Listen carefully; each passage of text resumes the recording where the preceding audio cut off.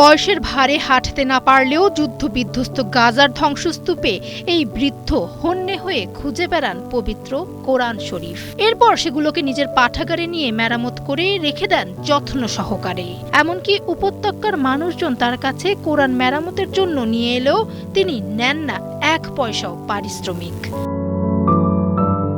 যুদ্ধবিধ্বস্ত গাজায় কোরআন সংরক্ষণে এমনই এক মহৎ উদ্যোগ নিয়েছেন জামিল মিকদাদ নামের 70র্ধ এই ব্যক্তি। ভিডিওর ফুটেজে দেখা যায় লাঠির উপর ভর করে হেঁটে আসছেন মিকদাদ, আর এসেই লেগে পড়ছেন কাজে। যত্ন সহকারে আঠা দিয়ে জোড়া লাগাচ্ছেন পবিত্র কোরআনের পাতাগুলো। এ সময় বাসিন্দারা নিজেদের বাড়ি ও মসজিদ থেকে উদ্ধার করা ক্ষতিগ্রস্ত কোরআন তার কাছে নিয়ে আসছেন।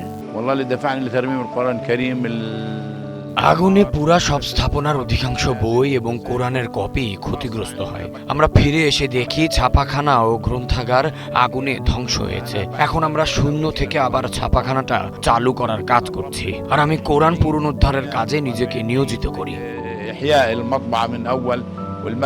70 বছর বয়সী মিকদাদের বাড়ি বাড়ি গিয়ে কোরআন মাজিদ মেরামতের ক্ষমতা না থাকায় গাজার বিভিন্ন প্রান্ত থেকে মানুষ নিজ থেকে ছুটে আসেন তার কাছে। আমার বয়স এখন 70 বছর।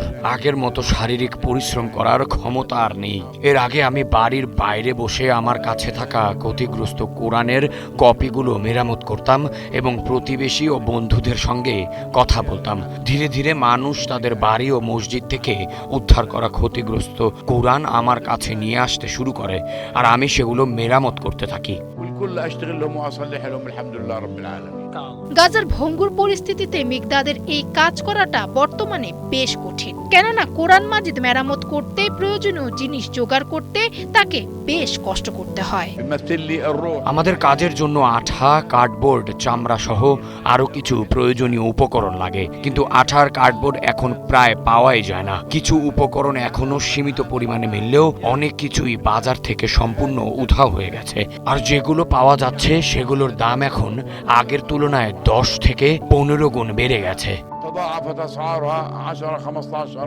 গাজায় ধর্মীয় বিষয়ক ও ওয়াকফ মন্ত্রণালয়ের তথ্য অনুযায়ী সংঘাত চলাকালে গাজার মোট 1275টি মসজিদের মধ্যে 1050টি সম্পূর্ণ ধ্বংস হয়ে গেছে এবং আরও 191টি আংশিক ক্ষতিগ্রস্ত হয়েছে। এর পাশাপাশি গাজার কোরআন মাজিদগুলো সমানভাবে ক্ষতিগ্রস্ত হয়েছে।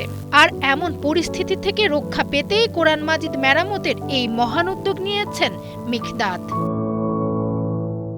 ফামিহা সুহরাওয়ার্দী, সময়ের আলো।